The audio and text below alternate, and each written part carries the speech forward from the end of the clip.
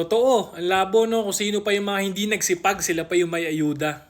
Alam mo, ramdam na ramdam kita, brother. Alam mo, brother, I have nothing against naman sa mga pagbibigay ng assistance sa mga PWD, mga senior na hindi nakakapagtrabaho, yung mga wala talagang choice. Pero brother, iba yung usapan kapag ang lakas ng katawan mo, tambay ka, ikaw pa yung inom ng inom, tapos pag binigay yung ayuda, rebonded ka pa. Minsan bago pa yung gadget mo. Agree naman ako na ibigay yung assistance sa mga tunay na nangangailangan. Pero madalas kasi, ang nagiging setup, yung mga middle class hindi naaabutan, at kasama sa mga nabibigyan ng tulong yung mga hindi karapat-dapat. Kaya minsan, ang hirap din talagang isipin na trabaho ng trabaho, pero natataksan ka ng natataksan. At pagdating ng sakuna at crisis, isa ka sa lagi sa huling naaabutan.